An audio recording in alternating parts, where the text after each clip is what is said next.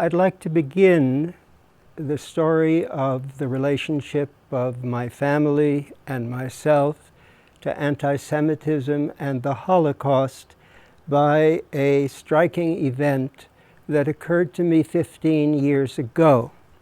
I'm a historian, and occasionally I'm called upon to write reviews for historical journals like the American Historical Review, for example.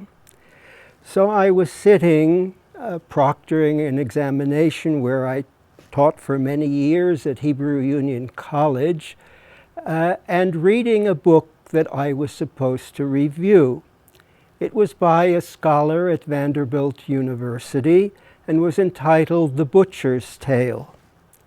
The Butcher's Tale is about a blood murder accusation that was made in the East Prussian town of Konitz in the year 1900. Jews had been, all through the Middle Ages, accused of murdering Christian children in order to use their blood for the baking of matzot, unleavened bread, used in the Passover holiday. As I read this book, preparing to write a review of it, I was struck by the fact that the alleged murder of a young Christian man who had actually been chopped to pieces, that the plot was actually hatched in a hardware store in the town of Konitz. And I recognized a name. The owner of that hardware store was Matthäus Meyer, my great-grandfather. I had never known about that. It was never told in the family, but there was no question about it. My family was linked to one of those false blood murder accusations which would recurrently be used by the Nazis years later. The Nazis published a periodical called Der Stürmer, the Stormer, and one of the most notorious issues was in fact devoted to the blood murder libel.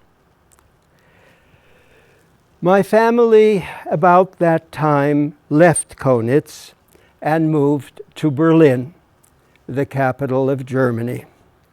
And during the Weimar years, my family lived a comfortable middle-class existence. My father became a law student, hoping to become eventually a judge, which in Germany was not an elective position, but instead a civil service position. But then, of course, Hitler came along in 1933, and Jews could no longer become judges, and soon after that couldn't become attorneys either. So we began to feel the pressure of the Nazi regime as more and more privileges were taken away from Jews, such as sitting on benches in the park, such as having equal food supplies with non-Jews. My father and mother, nonetheless, decided to get married in the year 1936. A moment of happiness in a difficult time. And then the following year, in November of 1937, I was born. Of course, I was an accident. Nobody in their right mind in the Jewish community at that time would want to give birth to a child when the future was so uncertain. I was born in the Jewish hospital, the only hospital open to Jews at that time in the city of Berlin. I went to a Jewish nursery school there, and my parents had Jewish friends with whom they associated. Then in the year 1938, a year after I was born, was the infamous Kristallnacht, the night of crystal, or, as it is called among historians today, the November pogrom. It was at that time that the Nazis decided to use violence against the Jews to force them to leave the country as swiftly as possible, even though that was, of course, exceedingly difficult because it was hard to get a visa to a country outside of Germany. So in 1938, the synagogues were smashed, individual Jewish stores were broken into and looted, and there was murder and there was rape. But that was not enough, because it was then determined by Admiral Goering, one of the top Nazi officials, that the Jews should have to pay a major fine of 1 billion mark, and until that fine was paid, some 30,000 Jewish men would be taken to 3 concentration camps in Germany. My grandfather opened the door to Nazi officials who said, "We are here to take you to a concentration camp, the one nearest to Berlin, which was Sachsenhausen." My grandfather had been a war veteran on the German side in World War I, and he assumed that his status protected him from such arrests and deportations. In fact, when the officials came to the door, he took out his Iron Cross that he had gotten for his service in World War I, which is a possession of mine at the present time, and they laughed at him and took him anyway. Fortunately, not long thereafter, he was able to get a visa to Chile. It was one of the countries that was admitting a limited number of Jews. So he and his wife were able to go to Santiago, where he spent the rest of his life. But since it wasn't possible for me to visit him there, I didn't see my grandfather or grandmother on my mother's side for a long time, or at all, after that. What about my father? Well, my father was tipped off. There were in Berlin non-Jews who were friendly to Jews. And one of these told my father that he would be likely to be picked up and that he should not let himself be found at home. He took the advice, left the house, and was riding back and forth on a subway for many hours. Meanwhile, as predicted, the Nazi officials, the Gestapo officials, came to the apartment. My mother had no choice but to let them in, and she said to them right away, I'm sorry, my husband is out of town. They didn't believe her and said, "That's okay, we'll sit down here and wait," which they did. However, after a few hours had passed, they decided to give up their quest, and they left. My father returned late that night, and the Gestapo did not return. Meanwhile, good friends of my parents had left Germany for Palestine, which later became the State of Israel.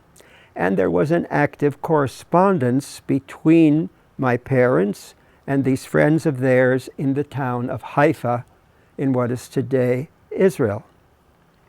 Such mail was allowed. However, it was censored. So one had to be very careful what one wrote.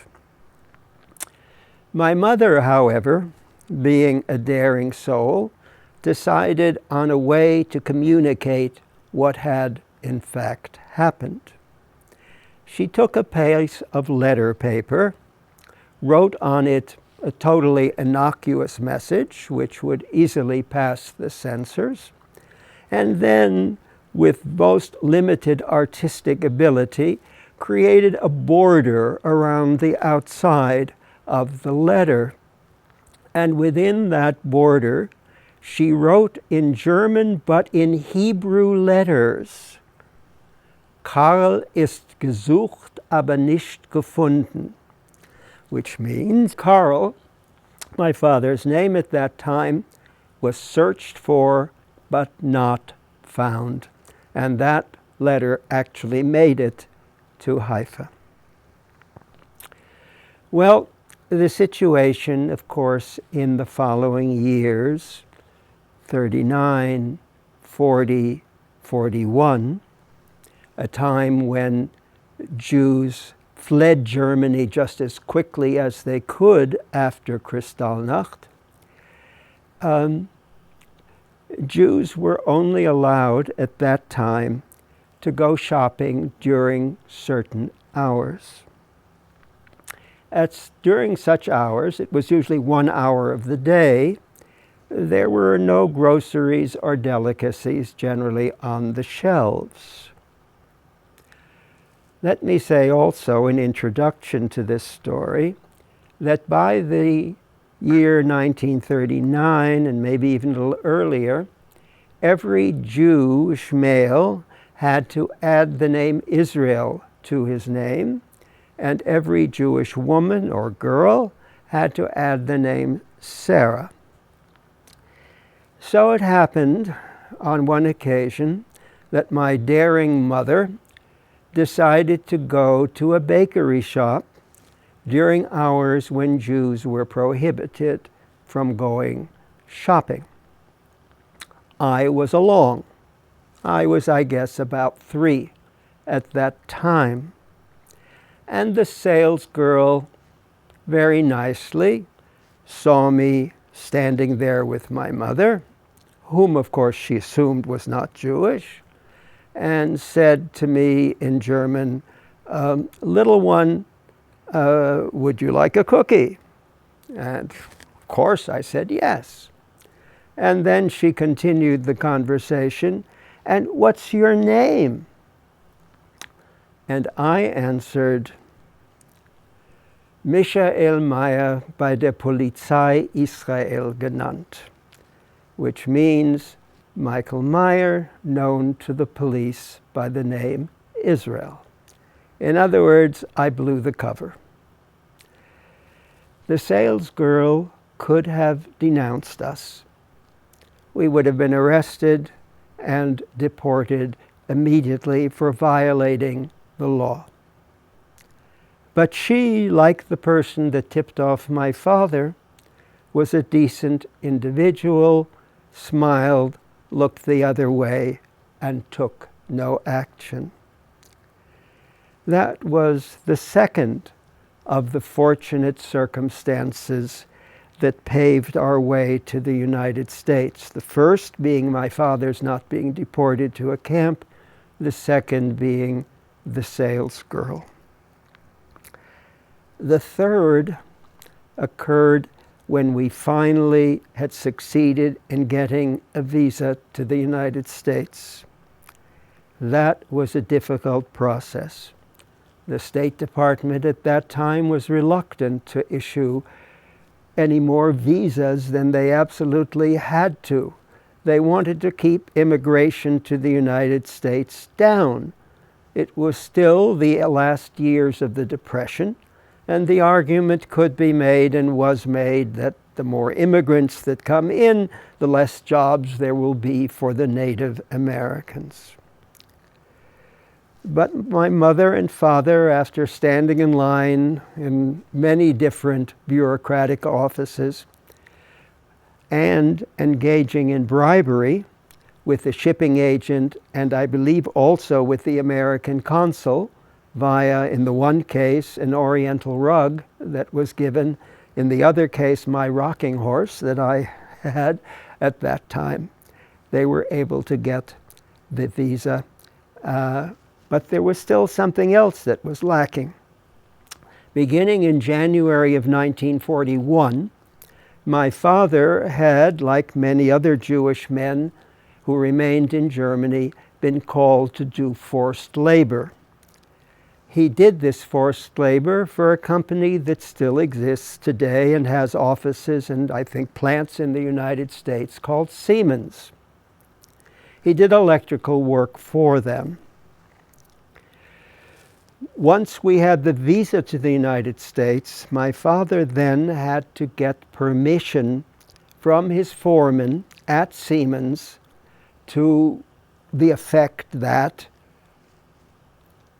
he could leave without in any way hindering the progress on the work that was being done by him in Siemens. If the foreman had not signed a release, we would not have been able to leave Germany and would almost certainly have been deported to a concentration camp. But he too was a decent person, and he signed the release. And as he did so, he spoke words that my father frequently repeated years later in the United States. He said, "Der Karl Mayer soll auch noch mal bessere Tage sehen," which means Karl Mayer should also see better days one day. So we now finally had all the signatures, all the documents that we needed. It was the spring of 1941. Jump ahead for a moment. Many years later, maybe 5 or 6 years ago, a student of mine who was working at the United States Holocaust Memorial Museum in Washington said that the museum had just received work cards from forced labor companies in Germany during the Nazi period. And she would see whether the work card for my father was among them, and if so, she would send the copy on to me. I received the card, and it said what was to be expected. Karl Israel Mayer was my father's name publicly at that time.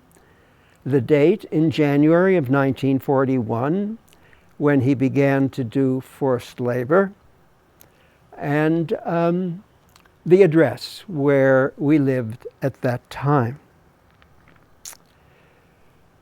But then I noticed something exceedingly strange. Everything that had been entered into the card up to that point had been typed. In other words, it had been done on an individual basis.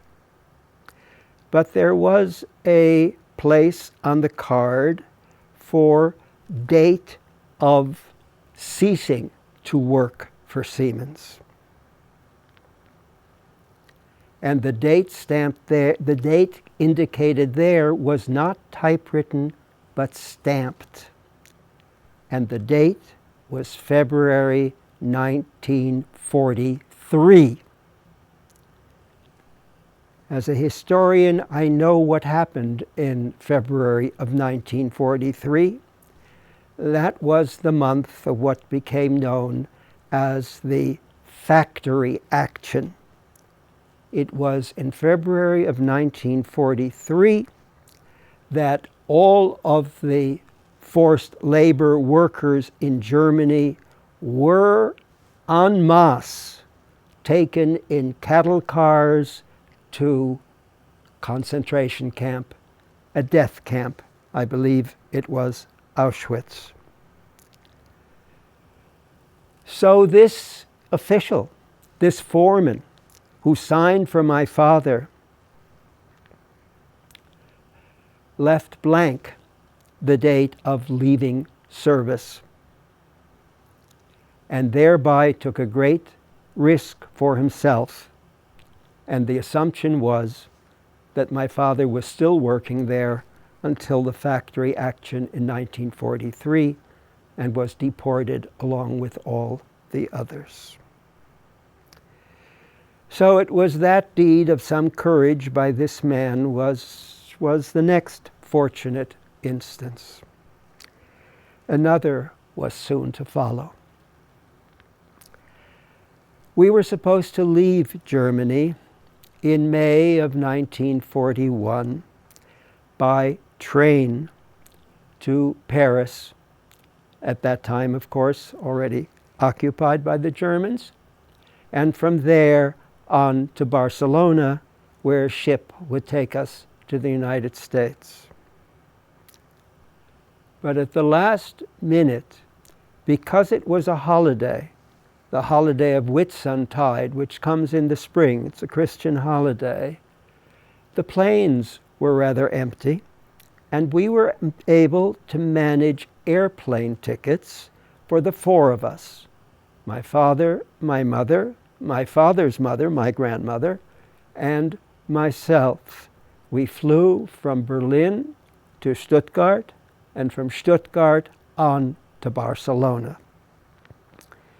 There in Barcelona, we were taken care of by the American Jewish Joint Distribution Committee for a couple of weeks until a Spanish ship called the Villa de Madrid, the city of Madrid, was ready to take us across the ocean.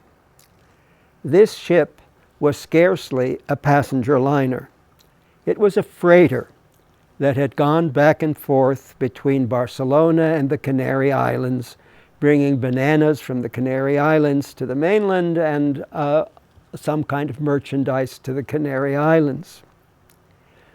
They managed to fit the ship for passenger duty, quite apart from the cargo that it continued to carry, some 700 people, with dreadful toilet facilities, as one can imagine, dreadful food, overcrowding, but the ship was filled with Jewish refugees, including my parents, my grandmother, and myself, and sailed from Barcelona a few weeks later.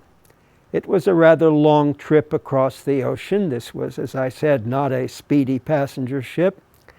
But finally, we saw the Statue of Liberty in New York Harbor, and even I recall the feelings of my parents of great relief when they saw that statue.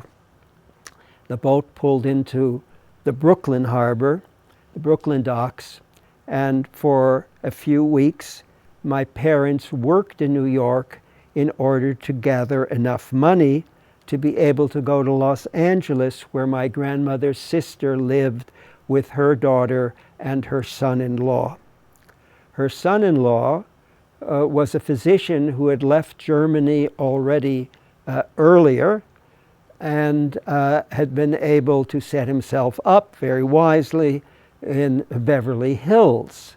And they were able to swear out the affidavit which was necessary in order to get the American visa, an affidavit which indicated that my family would not become a public burden, that they guaranteed for my parents' support.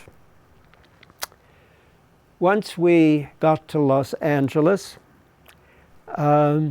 we had a one-bedroom apartment where I and my grandmother slept in the bedroom and my parents in a Murphy bed, as it was called, one of those beds that comes out of the wall in the living room. My father worked very soon after our arrival in the shipyards in Long Beach. He used the training he had gotten in electrical work at Siemens in Berlin in doing electrical expediting for the building of American warships at Liberty ships in the Long Beach shipyards. In New York, there was for many years, a German Jewish newspaper. It was called Aufbau, which means construction or reconstruction. And at one point, my father wrote an article for the Aufbau. It was called 3 Sea Voyages. And he related in this article how back around 1931, before the Nazi period, when he was a student and had a vacation, he had taken what we would today call a cruise on the Baltic Sea. It was lovely, the weather was nice, but then he overheard 2 people not far away from where he was sitting damning the socialists and the Jews. And that spoiled the voyage for him. That was the first voyage. The second voyage was the one that I've mentioned on the Villa to Madrid, the 2.5 week trip across the ocean from what seemed certain death to freedom in the United States. But there was also a third voyage, when in the shipyards in Long Beach, they had completed one of the Liberty ships. All of the workers who had helped to build that ship were allowed to embark with the boat on an initial voyage around the harbor in Long Beach. That third voyage was for my father a very moving experience. Here he was on an American ship, a Liberty ship, that he had helped to build and that would play a role in defeating the Nazis who had wanted to kill him and his family and me as well. And with that, I conclude my story.